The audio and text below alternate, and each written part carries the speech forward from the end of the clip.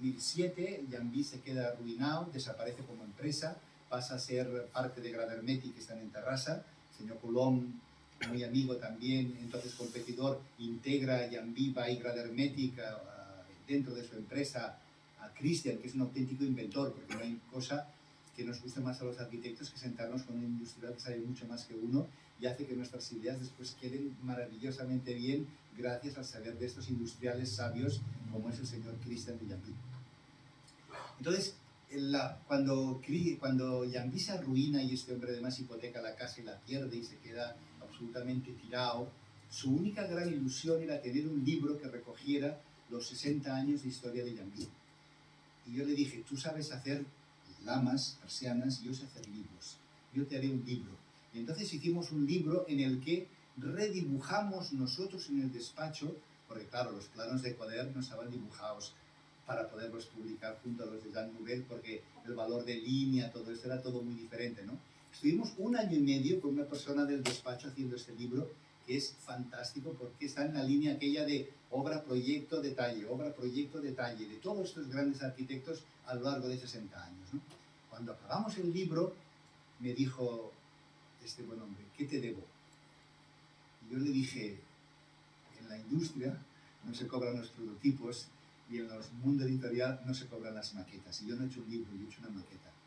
Y entonces, a partir de allí, evidentemente no le quise cobrar nada y entonces me dijo, te voy a invitar a cenar al restaurante más caro de Barcelona. Yo le dije, no, porque todavía el restaurante más caro, un señor mayor que yo, con el pelo muy blanco, y yo, va a parecer lo que no es, tú y yo solos aquí una noche. Entonces, prefiero que nos escapemos un fin de semana, que igual podría haber parecido también, con otro arquitecto que ellos tenían en plantilla y que trabajaba con ellos ayudándome a hacer estas cosas, y nos fuimos a Letonia. Y entonces, porque me apetecía mucho ir a Riga, y a partir de ahí entré en contacto con una señora Zaiga Gale, que había hecho un proyecto muy bonito sobre un tal pabellón de Jan Lipski, que está justamente, es uno de los 40 proyectos que seleccionamos para el número conmemorativo de los 10 años de mi revista digital, que solo recoge una 16ª parte de lo que hemos editado, porque en la red podéis ver hasta casi 18.000 páginas, con los números monográficos de Argentina, de Uruguay, de Letonia, porque a partir de justamente de hacer este número de la memoria, esta señora Zaiga Gale me llama si quiero estar, porque en Letonia el que gana el premio nacional elige el jurado del año siguiente del premio nacional, ¿no?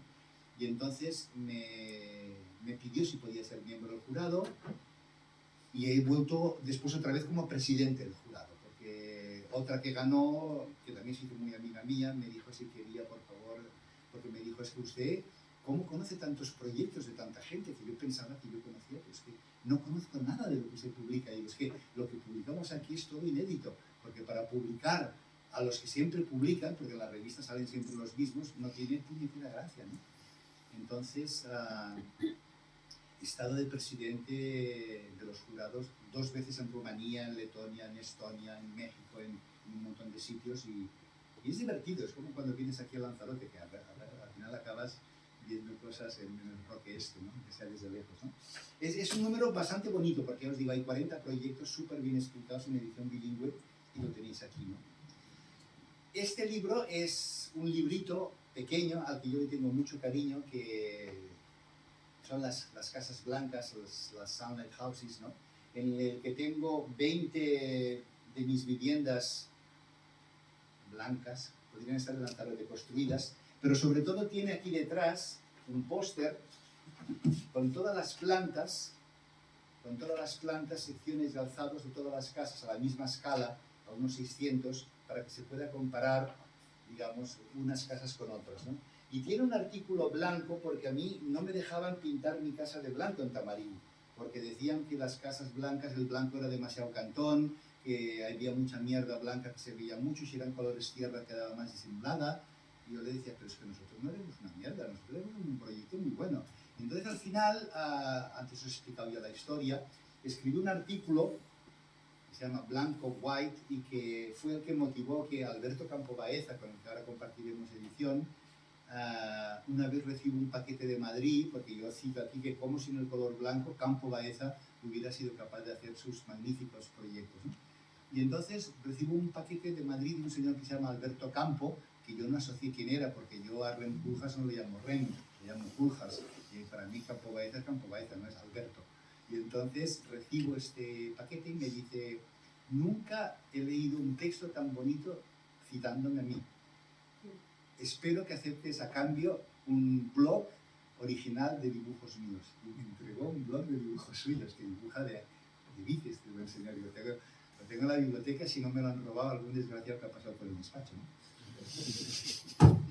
En el 2019 escribo este libro que se llama La arquitectura como misterio, en el que hablo de las cosas realmente importantes que yo creo que uno tiene que hacer para ser arquitecto.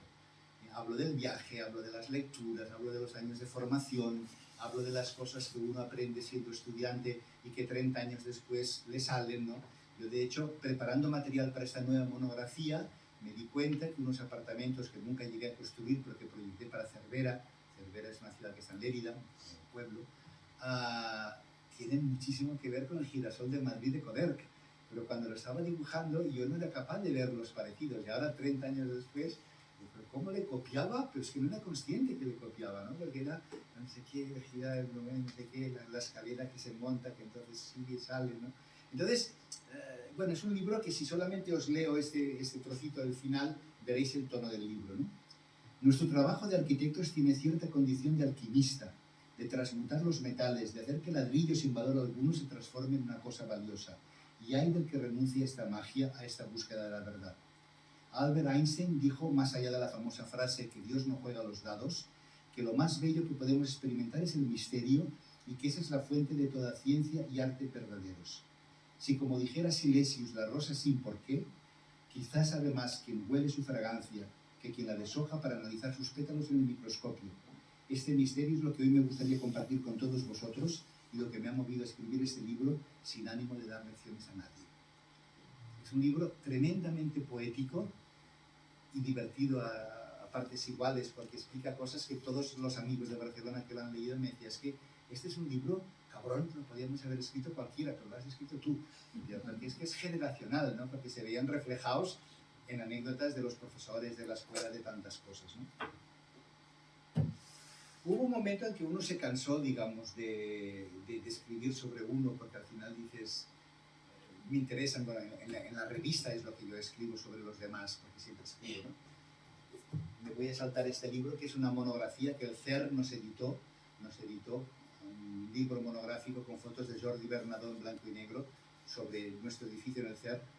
Y como nadie, porque en el CERN son muy buenos físicos, pero muy malos arquitectos en general, son unos edificios... Después de este nos encargaron otro edificio que nos decían c'est une boîte à chaussures, una caja de zapatos. C'est un bâtiment sans architecture. Yo le decía, hombre, si no hay arquitecto, no hay arquitectura, pero si a mí me llamas, te voy a hacer una caja de zapatos de puta madre, que será una caja de zapatos con arquitectura, me decía yo, ¿no?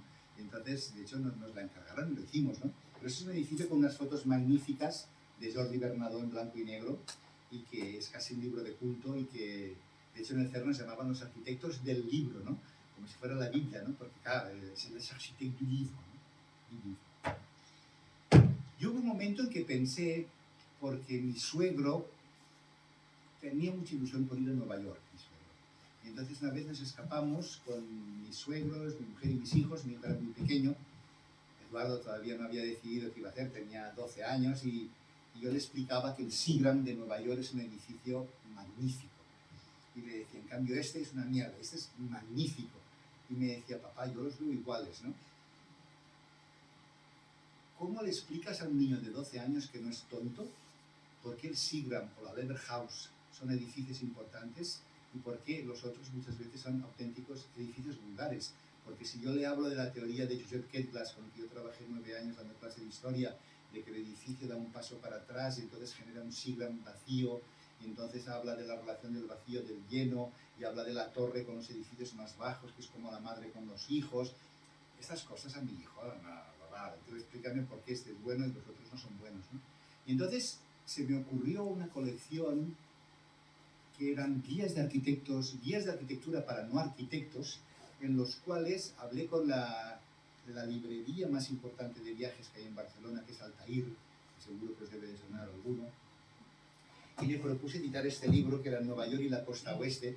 Todos son 50 edificios con textos míos, con fotos mías de viajes y con planos míos para entender, porque claro, si no tenía que pedir derechos de autor y los libros se encarecían, y entonces todos los planos generales con los planos guía los hemos redibujado en el despacho para marcar todas las cosas. Ha sido una currada, y una arquitecta italiana que estuvo 1 año y pico trabajando solo en este proyecto en el despacho, ¿no? Entonces paso revista a 50 edificios de Nueva York y la costa este, New Haven, New Jersey, Boston, toda la costa este, pero Altair dijo, vamos a hacer uno de cada continente, ¿no? Y entonces hicimos uno sobre Nueva York, otro sobre Tokio, y qué se puede ver desde Tokio con el Shinkansen, o sea, sale Osaka, sale Kobe, sale, bueno, toda una serie de ciudades, ya lo veréis, ¿no? Hay arquitectos japoneses, arquitectos occidentales trabajando en Japón, y luego el de Roma, que Roma lo tenía más oxidado, porque Roma hacía más tiempo que no volvía. A Italia había vuelto muchas veces a dar clase, pero no a Roma. Y entonces el libro de Roma está dividido en 3 partes: la Roma romana, la Roma barroca y la Roma contemporánea, donde salen los últimos proyectos del Maxi de la Zaha Hadid, también del Fuxas, del Renzo Piano, de toda una serie de gente, ¿no? Entonces todos son planos dibujados por nosotros, con los textos, como siempre máximo son una doble página por proyecto, ¿no? Y con un texto muy corto de por qué ese edificio hay que ir a verlo y por qué no hay que ir a ver otros, ¿no? Y acabo con 2 libros. Uno es entrevistas arquitectónicas, así lo quiso llamar la Fundación Arquia de los Colegios Superiores de Arquitectos. Y aquí salen, en mi revista digital, en la T18, siempre hay reflexiones sobre las relaciones entre arquitectura y escultura, arquitectura y cine, arquitectura y arte, arquitectura y sostenibilidad, arquitectura y biología, arquitectura y muchas cosas, ¿no? Tenemos una de arquitectura y deporte. Ya, tenemos que hablar, como decía aquel. Y entonces digamos, para esta colección, que es una colección muy prestigiosa, porque es una colección que se llama La Cimbra, pero de hecho en la Fundación Arquea la llaman la de los maestros. Aquí solamente han editado 15 números y están todos los textos de Oiza, de Moneo, de Charles Correa, de Juhani Palasma, de todos estos señores, ¿no? Y entre medio también uno se ha vuelto a colar allí, no sabe muy bien cómo, ¿no? Pero bueno, sí que sé muy bien cómo, porque el director de Arquea entonces era Gerardo García Ventosa, que es muy amigo mío, porque al final estas cosas ayudan mucho a tener amigos, ¿no? Y Gerardo le di varios libros posibles y me dijo, este es el libro que quiero para la fundación, ¿no? Y entonces, pues ahora con Sol Candela, que es la nueva directora, también estamos haciendo otras cosas, ¿no? Y este es el último libro publicado para ediciones asimétricas, que se llama Cuadernos de Viaje. Entonces son un análisis de 20 arquitectos del siglo XX y qué podemos aprender de ellos para ser nosotros mejores arquitectos. Quiero decir, también me importa un carajo si la Ville Savoye es de 1929, es de 1929, o es de 1931. Pero lo que me importa es saber la relación del proyecto, y lo que te contaba ayer Montse, de las distintas variantes del proyecto hasta que se define. Me interesa saber la relación del proyecto con el terreno. Me interesa saber que hay objetos que se depositan como ovnis y hay objetos que salen del suelo. Es que me salió en catalán porque recuerdo un día una corrección de Enric Miralles, con quien trabajé, después de estar trabajando con Coder varios años, que le decía a un alumno, pero el pilar sale del suelo y va a buscar a la viga, o es la viga la que salta y va a buscar el pilar. Y claro, el tío se quedaba absolutamente alucinado porque decía, oiga, tengo un pórtico, ¿no? Sí, pero ¿tú cómo has concebido el proyecto? ¿Como algo que sale del suelo o como algo que salta y entonces necesita apoyo y lo apoyas, ¿no? Porque en función de cómo concibas las cosas, las verás de una u otra manera, ¿no? Entonces eso también, con la teórica de todos, es un libro con fotos mías de viajes en el que pasas revista pues, a la escuadra San Cristóbal de Barragán, que todos tenemos en la cabeza, digamos, pero yo me acuerdo cuando estuve en México, uno de los años que fui a dar clase, que aquel salto de agua con el estanque y los caballos y tal, me acuerdo que la dueña es una sueca casada con un mexicano, esas de, ándele, haga lo que quiera, porque es súper mexicana, pero rubia con ojos azules, ¿no? padre sueco, Mia Egerström se llama, ¿no? Y la Mia Egerström me dijo, ¿cómo quiere hacer las fotos con agua, sin agua? No sé, pues con y sin agua, porque siempre, con Enrique teníamos una cosa que las conjunciones siempre eran mejor copulativas que disyuntivas, porque siempre era mejor copular que disyuntivo, ¿no? Porque entonces, claro, el I siempre va sumando, ¿no? El I suma, ¿no? Esto es I. Y en cambio el O tienes que ir escogiendo, es O, esto o esto, O, esto o esto, ¿no? Y entonces le dije, con y sin agua. Entonces, claro, yo me di cuenta que con el agua que caía, lo bonito era el ruido. Y en cambio, cuando no había agua, el espejo de agua se convertía en un espejo y las arquitecturas de Barragán se veían el doble de altas porque se reflejaban como ayer en la cueva de los verdes, ¿no? Que tiraban aquella piedra y veías y parecía que era el doble de grande y era una mierda de laguito, ¿no? Entonces, estas cosas que uno las ve cuando está delante de los edificios, ¿no? Son las cosas que yo cuento en este libro, ¿no? Son anécdotas de cómo entender la obra de Scarpa, la obra de Le Corbusier, la obra de Niemeyer, la obra de Gaudí, la obra de, bueno, no sé, de Alvarado, Villa Mairea. Cuando llegas allá a Villa Mairea, yo creo que los únicos edificios que merece la pena visitar son aquellos de los que aprendes cosas que no te enseñan los libros, porque si no, para eso ya están los libros, ¿no? Pero cuando vas a la casa de Barragán, por ejemplo, en México, yo me acuerdo, a la casa en Tacubaya, o sea, que no sale aquí, que sale en la escuadra San Cristóbal, ¿no? Yo había hecho la maqueta de esa casa varias veces, nunca en mi vida vi las cosas que después vi en esas casas, ¿no? Yo he estado viendo la obra de Tadao Ando físicamente en Japón varias veces, ¿no? Y ves otras cosas que no publica el GA, aunque haga unas fotos maravillosas, ¿no? Y entonces, pues, bueno, yo tuve la inmensa suerte de estar 3 días en la casa en Palisades de Charles Eames y Ray, porque queríamos montar un número para la revista. A partir de ahí entrevisté a Eames Demetrios, el nieto de los Eames, y entonces, quiere quedarse aquí, no sé cuándo. Son estas cosas que la revista no te da dinero, la revista, evidentemente, porque es una revista gratuita que os podéis descargar todos. Pero sí que te permite ir a Madrid un fin de semana con Cristina Iglesias y estar en su casa, en Pozuelo de Alarcón, viendo las puertas, los prototipos para las puertas del Museo del Prado. O te permite ir a la Alsacia francesa y pasar un fin de semana con Peter Sunse, que es el albacea de Jean Prouvé, el arquitecto ingeniero francés de los años 50. Y yo me acuerdo que hace 2 años en el CaixaForum de Barcelona trajeron los muebles nunca publicados y nunca editados, porque van a editar los muebles, editados de Jean Prouvé, como la gran novedad. Y digo, estos tíos no se han mirado mi revista. 9 años antes yo ya los había publicado, los muebles, porque nos autorizó este señor que ahora cedió los derechos al CaixaForum. Pero a mí ya me los había pasado hace 9 años, ¿no? Entonces, la revista te permite muchas cosas de estas, ¿no? Digamos, tu reino no es de este mundo, pero te permite hacer otras cosas. Y aunque tú no puedes traducir en dinero, porque evidentemente estas cosas uno no las hace por dinero, os contaré la anécdota esta tonta. Cuando hicimos el edificio del Magic Box, este triangular, el señor cuando yo le entregué varios libros de oficinas, de eficiencia, de no sé qué, el tío se debió pensar que uno era bueno, y entonces me dijo, y de hecho no solamente le escojo a usted, sino que no le voy a pedir ninguna rebaja de honorarios porque me da vergüenza pedirle una rebaja a un tío que ha escrito tantos libros.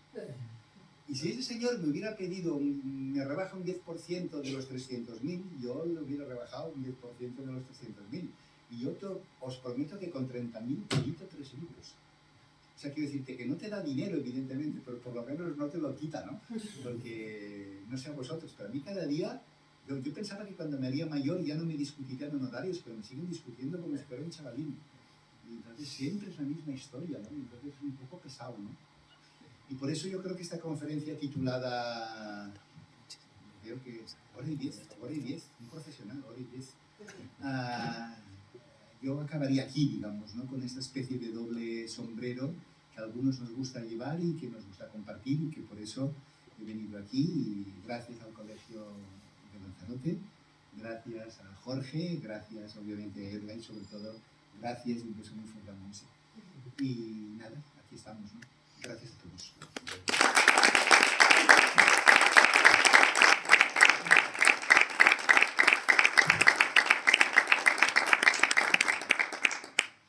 Ruegos y preguntas, porque se han quedado cosas en el tintero seguro. Elga. Bueno, es que, ¿qué pregunta te puedo hacer? ¿Qué pregunta es? Sí, Puedo no contestarte. No sé. Me encantaría ir contigo más de tus viajes para seguir aprendiendo. No, pero yo creo que lo de seguir aprendiendo lo hacemos todos de todos, ¿eh? Porque yo creo que es la única actitud, ¿eh? O sea, en el momento que te creas que ya lo has hecho todo, ya lo has dicho todo, ya... En Cataluña tenemos una expresión que es ya has begut oli. Ya te han dado los santos óleos, ya has explicado, chaval. No lo sé, la verdad... Dime, perdóname.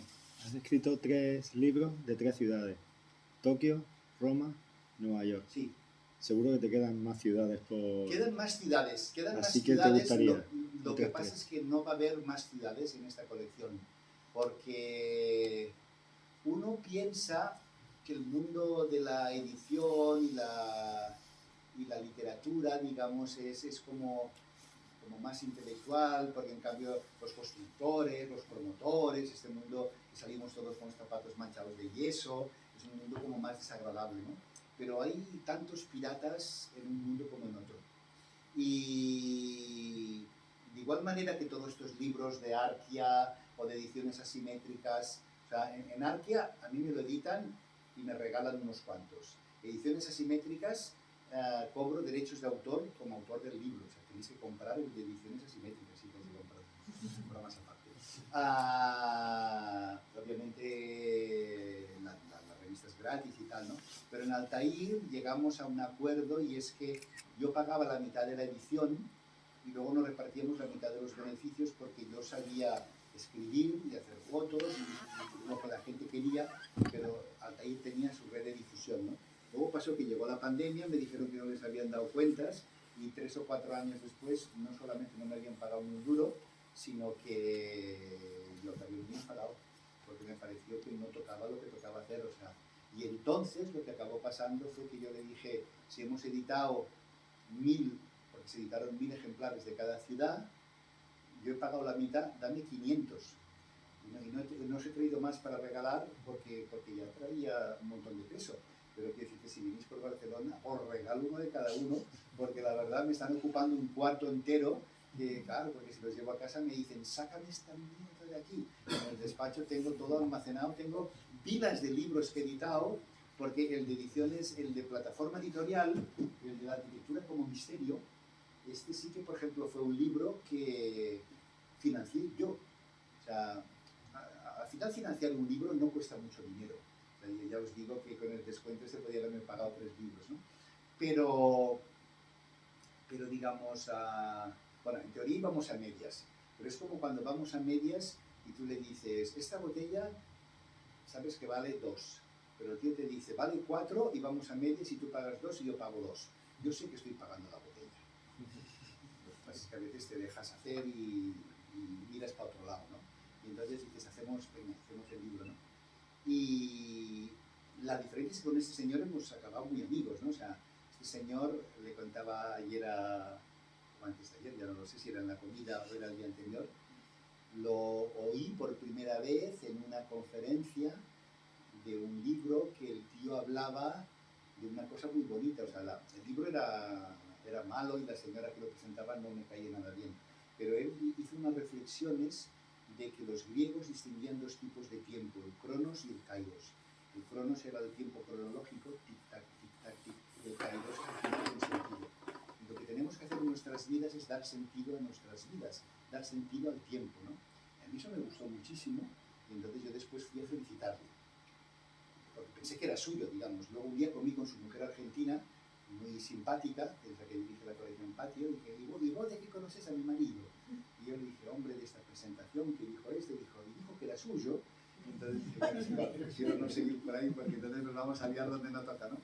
Pero no dijo nada, dijo solamente la frase y me gustó mucho, no sé de quién era y me da igual, ¿no? Y lo que sí que es cierto es que comentaba el otro día, digamos, que es muy diferente cuando tú te presentas a un concurso para hacer cualquier cosa, que eres tú el que pides presentarte, ¿no? O cuando te vienen a buscar porque les pareces que puedes resultar la persona para lo que ellos quieren, ¿no? Pero eso pasa con las obras, pero pasa también a veces en las relaciones personales, con los amores, ¿no? Pero pasa también con los editores, ¿no? Si yo voy a un editor, o sea, yo el libro este, La arquitectura como misterio, me lo traduje igual al francés, y yo en Francia sí que da clases en muchas universidades, y entonces lo he editado en francés con prólogo de Rudy Ricciotti, y bueno, pero lo he hecho en inglés. Juhani Palasma me escribe el prólogo. No es que seamos amigos, es que lo conocí en una conferencia y me presenté. Porque hay veces que la gente dice, ¿cómo puedo llegar a Juhani Palasma? Pues digo, hola, podemos hablar. Y entonces, pues bueno, pues me hice un prólogo muy bonito hablando de todo el siglo XX buscando el racionalismo y no sé qué, cuando lo importante es lo que dice Octavio del misterio, ¿no? Y pensé, coño, Juhani Palasma que escriba esto en un libro en inglés. Entonces yo pagué la traducción al inglés y no he encontrado editorial que me lo haga. Y mira que yo estuve también dando clases en Estados Unidos, entonces hablé con la gente de Princeton y hablé con la gente del MIT y hablé con nadie, o sea, o te decían que no, o te decían me lo pensaré, que es como decirte que no, tío, me tengo que lavar la cabeza. Entonces, pues, ahí se quedó el tema perdido, ¿no? Y ahora les comentaba viniendo el otro día que leí del libro este de Nos vemos en agosto, el último libro que han publicado ahora de García Márquez, y el editor y el director general de Random House, no sé qué, era un tío que era amigo mío cuando teníamos 25 años, y que era un tío que siempre nos reíamos de él porque vivía en los libros, porque tú le decías, está rico este gin tonic. ¿Te acuerdas el libro aquel donde en la página 5, no sé qué, había el protagonista que se bebía un gin tonic? Y dice, coño, tomate el gin tonic y no des el coñazo, ¿no? Porque era como muy así este hombre, ¿no? Y ahora ha acabado de director de una casa editorial inglesa súper importante, ¿no? Lo primero que haré cuando llegue a Barcelona es, Cristóbal, ¿te acuerdas de mí? Porque al final estas cosas es curioso, ¿no? Porque pueden salir, ¿no? O sea, si no lo pruebas sabes que no van a salir, ¿no? Pero bueno, a mí me está también empezando a pasar lo que hablábamos con el ayer, que cada vez trabajar de arquitecto es más pesado. Cada vez hay más normativas y cada vez más contradicciones, cada vez más papeles, unos expedientes que antes eran así, ahora son así. Y entonces acaba muchas veces, si quieres que la obra no decaiga, obligándote a trabajar sábados, domingos, tardes, noches, porque si no es que, no sé, los que tenemos despachitos pequeños, porque a mí siempre me ha dado miedo crecer, porque luego llega una crisis y ¿qué haces con la gente, no? Y cuando llaman al despacho y preguntan a la secretaria, el señor Mestre, digo, soy yo misma. Abro la voz y soy yo misma. Si me quiere hablar conmigo, llámeme y yo le digo, no hace falta que sea secretario, ¿no? O secretario, me da igual. No lo sé. Entonces, no recomendarías dijiste que tenías hijos y hija, creo. Sí. ¿No recomendarías a ninguno de tus hijos ser arquitecto o ser...? Acabas de meter el dedo en la llaga, pero además la que duele. La que duele. O ser más escritor igual. O No, escritora. no, a ver, digamos, yo tengo un hijo y una hija. Mi hija desde pequeñita quería ser médico y ahora está ya haciendo el MIR, y además una mujer, digamos, súper trabajadora, de las que si yo trabajo sábado y domingo, como el despacho es muy grande, ella viene, ocupa la parte de allá y se pone a trabajar con sus amigas haciendo exámenes online y tal, y hará lo que quiera porque es tremendamente trabajadora. Yo tengo un hijo mayor, el Eduard, que ese no tenía claro, o sea, tiene claro que le gusta todo porque no hay nada que no merezca la pena aprender, ¿no? Es de aquellos que lee sobre botánica de Humboldt cuando hace el viaje por las Américas en el 18, sobre filosofía alemana de Hegel, sobre la ruta de la seda, las especies que venían de Asia, las que venían a través de no sé qué, o sea, sabe de todo. Habla un inglés que no sabes que no es inglés, de hecho ahora se va a acabar el último curso a Warwick, una universidad de Inglaterra, pero es que mientras se apunta a una asignatura, en una carrera rara de estas de mitad económicas, mitad sociología, mitad política, porque está muy politizado y le gustan mucho los temas sociales. Había 10 plazas para toda España, yo estaba rezando para que no lo cogieran, y como Dios es bueno, no lo cogieron. y la segunda opción era arquitectura, y entré en arquitectura. ¡Qué bien! ¿Sabes? Aquello de escribir, de hecho, con renglones torcidos, o no sé cómo se dice, ¿no?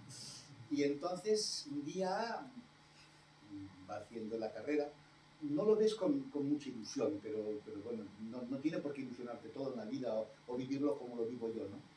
Y un día acaba quinto de carrera, iba a empezar sexto y nos dice, papá, mamá, ¿podemos hablar? Cuando un hijo de 22 años te dice, ¿podemos hablar? Yo pensé, ¿o ha dejado embarazada a una? ¿Podemos hablar? No, es que no, mejor un día vamos a comer los tres solos. Cuando me dijo que dejaba arquitectura, me expiré, porque pensé, no me imaginaba de abuelo, ¿no? Y entonces, que él no se veía arquitecto. Y digo, te queda un año, acaba la carrera. Y me dijo, papá, es que si la acabo, acabaré haciendo de arquitecto. Y yo no quiero ser arquitecto porque no quiero ser como tú. Segunda bofetada.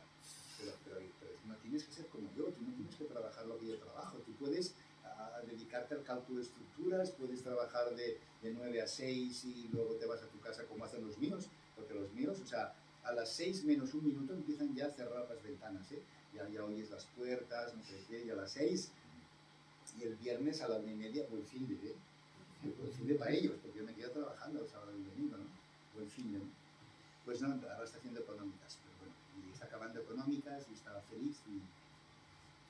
O sea, no es que recomendaría o no recomendaría, digamos. A mí cuando amigos míos tienen hijos en edad de merecer y te dicen, ¿te puedo traer al chico para que le expliques? Digo, es que hará arquitectura, porque yo le contaré cosas que le apasionarán.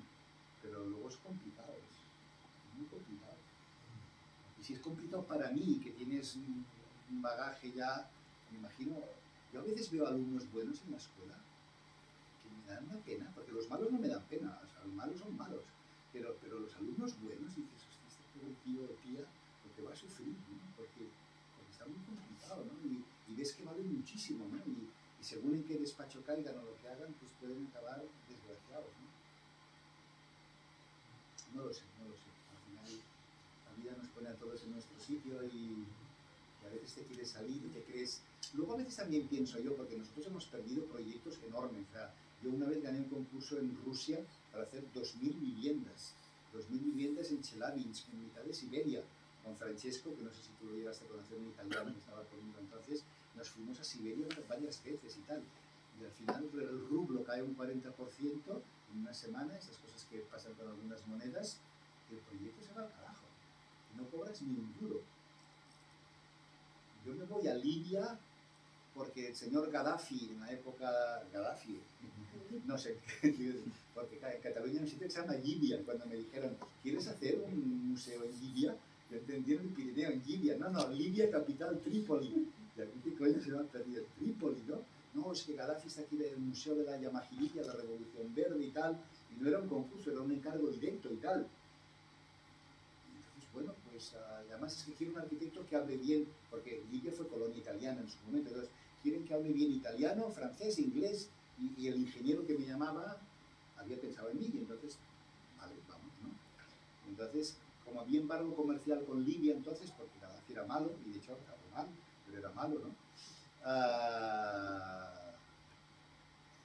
Se tuvo que tramitar todo a través de una ingeniería tunecina. Entonces, claro, llegas allá a Túnez y el tunecino de turno, in English, please, in English. Pues tú le empiezas a hablar en inglés, ves que el tío no entiende ni papa, entonces dice, English, ok, en francés. Entonces, pues claro, porque en Magreb hablan todos francés, ¿no? Y entonces, pues, bueno, pues en francés, ¿no? Y hicimos un proyecto que no se hizo, pero por lo menos lo cobramos, ¿no? Tú dices, o sea, ya firmaría por hacer muchos proyectos que no se hagan, que se cobren, ¿no? Pero al final lo que también quieres es construirlos, ya que tú los has imaginado y los has trabajado, ¿no? Octavio, y con el tour que hicieron las chicas este fin de semana por la isla, ¿qué echas en falta o qué te imaginas que puede aportar la arquitectura, en este caso, a la isla, ahora mismo? A ver, yo creo, no, digamos, y lo creo además, que yo me he llevado una impresión no mejor, porque si digo mejor de lo que me imaginaba, puede alguien pensar que me imaginaba que no era interesante. Yo tenía imágenes de Lanzarote, los cultivos de las vides, las montañas de fuego, la Tierra Negra, estas cosas, y obviamente tenía imágenes de César Manrique, porque al final es un personaje aquí como muy omnipresente, ¿no? Yo tengo que decir que la arquitectura en general, como es una arquitectura blanca y además una arquitectura bajita, si descontamos el gran hotel este que queda, y además con el bloque está un edificio bastante malo, vamos, el hotel este, pero bueno, no sé si está por aquí la arquitectura. Pero sí que es cierto que yo creo que, lo comentamos con Monse, que en República Dominicana hay una normativa que es que los edificios no pueden ser más altos que las copas de las palmeras. Y si tú sigues estas cosas realmente, aunque lo hagas muy mal, pues es una cosa como bastante disimulada, ¿no?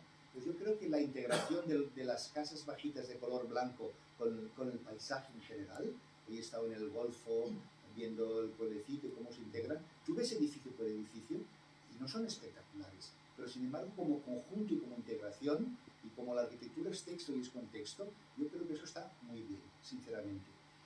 Yo creo que la arquitectura moderna es una arquitectura que, por la propia condición de Lanzarote, como ocurre también en Ibiza, digamos, yo creo que puede tener una integración muy suave y de una manera muy natural porque las condiciones se dan, digamos, ¿no? Yo, por ejemplo, con César Manrique tengo mis más y mis muchos menos, digamos, ¿no? O sea, a mí, por ejemplo, a la isla Fermina, lo que tiene las piscinas allá, me parece espectacular. Pero muchas de las obras que hemos visto, lo que me parece bonito es la naturaleza, digamos. Al final, allí el tío se ha montado unas discotecas y unas casas para montarse farras y bacanales, pero, digamos, como arquitectura, pero es que los años 70 son unos años malos en general, ¿no? Porque tú ves, los tíos iban con pantalones con pata de elefante y cómo iban vestidos los Beatles. O sea, a mí me parece repugnante cómo iban vestidos en los años 70, con un pésimo gusto, ¿no? Y hay muchas de estas cosas, y yo creo que César Manrique, los móviles estos que se mueven, por uno que me parece decente, a mí me parecen casi todos indecentes. Quiero decir, o sea, yo ya entiendo que es un tema patrimonial y que se respete y lo que tú quieras, pero tú lo ves con ojos de fuera y la verdad es que son un poco... O sea, si tú comparas esto con un Calder, es que no tiene nada que ver. O sea, o con un Plensa, o con otros arquitectos y escultores contemporáneos, con Richard Serra, por ejemplo, ¿no? Y también hablamos de elementos de acero corte que podría tener que ver con las fuerzas telúricas del volcán. O sea, RCR, si no estuviera en Olot, yo hoy lo pensaba, pero no me acordaba de escribírtelo. Aquí sí que hay volcanes de verdad. O sea, en Olot hay 3 mini volcanes extinguidos desde hace no sé qué, y los de RCR todo lo venden como nuestra arquitectura volcánica, ¿no? Y claro, al final digo que se vengan a Lanzarote y verán lo que son volcanes de verdad y no lo que tenemos en nosotros en Olot, ¿no? Entonces, yo creo que todas las cosas tienen varias lecturas posibles, ¿no? Pero yo sí que creo que la arquitectura moderna tiene que apostar por la modernidad y tiene que hacer cosas que realmente sean objeto de su tiempo, pero al mismo tiempo se contextualicen, ¿no? Y creo que tenéis un paisaje ideal para hacer estas cosas, mucho más que otras islas o que otros países o otros territorios, vamos a llamarlo, no sé cómo llamarlo. Una preguntilla, ya ha presentado los libros, una persona que trabaja muchísimo. ¿Qué lee usted? ¿Qué le gusta leer? Yo leo de todo. Yo no leo menos de 150 libros de literatura al año. En el avión viniendo me leí el último libro este de García Márquez, nos vemos en agosto, pero ahora me estoy acabando ya el último del Paul Auster, ¿no? El viudo que la mujer se le muere en un accidente nadando y tal. Pero digamos, es que yo creo que o sea, me gusta mucho leer poesía. No me gusta leer ensayo, en general, digamos. O sea, el ensayo se me hace pesado. Me gusta mucho la novela, me gustan mucho los cuentos cortos, ¿no? Me gusta mucho, o sea... Pero, por ejemplo, tú piensas cuentos y piensas Borges, ¿no? Que era un cuentista, textos cortos y no sé qué. Borges, yo creo que es de los mejores poetas que tenemos en español. Tiene un libro que se llama Los Conjurados, que yo he leído pocos libros de poesía tan bonitos, o el mismo poema Fervor de Buenos Aires, ¿no? Cuando habla de que mira atrás y le parece que es un sueño, ¿no? Cada país, o sea, a mí lo que me gusta es la literatura de la que sales distinto de cómo has entrado. A mí me pasó una vez con un escritor napolitano que se llama Henry De Luca, que seguro que no suena porque es un tío que lo conocen 3 gatos, ¿no? Pero para mí es el gran escritor italiano de este momento, digamos, ¿no? O sea, ríete del Pirandello, ríete, o sea, Leonardo Sciascia, Italo Calvino, Alberto Moravia, Pero este Henry De Luca, yo tuve la suerte de empezar con un libro que se llama Tu Mio, que hablaba de un grupo, o sea, él es de Nápoles y hablaba de que pasaba los veranos en Ischia, en una islita pequeña, que se parece un poco a Lanzarote de Ischia, si no habéis estado vosotros. Es una de las islas, no de las del viento que te comentaba, de las que están en el Golfo de Nápoles, con Capri, Procida, enfrente de la costiera amalfitana, ¿no? Y entonces él oye cantar canciones a los alemanes en verano, estamos hablando de los años 40, 50, todavía había mucho ex-nazi que 4 copas y cara al sol, y entonces él compara esas cosas con las cosas que había escuchado con su padre partisano en casa, y es un libro que es que cada frase, además tuve la suerte de leerlo en italiano, es que es una auténtica puñetazo en el estómago, o sea, cada página es un puñetazo. Luego tiene otro libro precioso que se llama Le pesci non chiudono gli occhi, los peces no cierran los ojos. Entonces habla porque cuando ve a su hermana mayor que se da un beso con el novio en la boca, los dos cierran la boca, los dos cierran los ojos, perdón, no, la boca no se cierra. Y entonces dice que los peces no cierran los ojos cuando se besan, aquellos que a veces están en el mar, ¿no? Que siempre los tienen abiertos, ¿no? Entonces es como el niño cuando va descubriendo el mundo, ¿no? Tiene otro libro precioso que es un homenaje a la mujer, de lo más bonito que he leído en mi vida, que se llama En el nombre de la madre, porque dice que en el nombre del padre empiezan todas las guerras de religión, pero en el nombre de la madre empieza el signo de la vida, el signo de la vida, ¿no? Y entonces es un homenaje a la mujer, el libro este, en el nombre de la madre, que es una cosa deliciosa. Luego tiene otro libro que se llama L'ora prima, porque ese tío trabajaba como albañil, como muratore, en su día, digamos, pero antes de ir a la obra se dedicaba 1 hora a traducir las Sagradas Escrituras del hebreo antiguo, imagínate, ¿no? O sea, como hobby, cada día 1 hora, como el que se va al gimnasio, ¿no?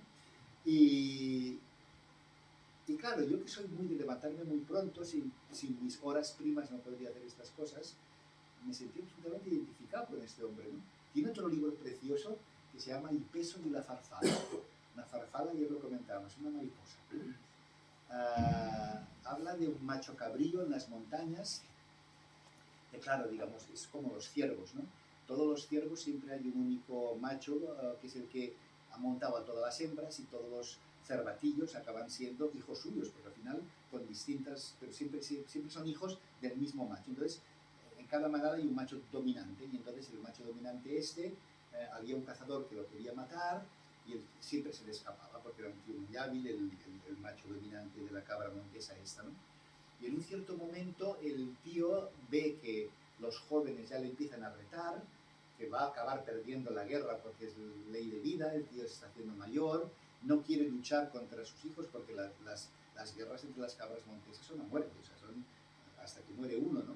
Entonces él no quiere matar a sus hijos, entonces decide dejarse matar por el cazador.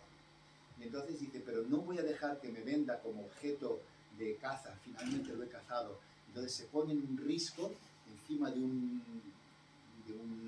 precipicio enorme para que cuando le mate se caiga y entonces ahí se quede entre la vegetación y nunca lo encuentren, ¿no? Entonces lo habrán matado, pero no lo cogen, ¿no? Y entonces el tío finalmente se pone para que lo mata, el tío por puro nervio y aguante se queda muerto de pie, se queda muerto, como hay un libro de Casona muy bonito que son Los árboles mueren de pie, y entonces hay un momento en que una farfala, una mariposa, se le posa en el testuz, y el peso de la farfala es el que al final acaba haciendo que se caiga al vacío, ¿no? Es que te lo estoy diciendo, pero se me está poniendo la piel de gallina, porque es que yo quiero leer libros que me pongan la piel de gallina, y eso pasa por no siempre. pero me pasa con muchos libros. Está bien. Creo que nos echan de la sala. Siento romper este buen diálogo, pero nos tenemos que ir. Bueno, Sí, a las 9 cierran la los noche. libros te los llevas. Sí, si nos los regalan, nos los ponemos en el colegio y Los he traído para regalarlos, no me los Y voy a volver a llevar.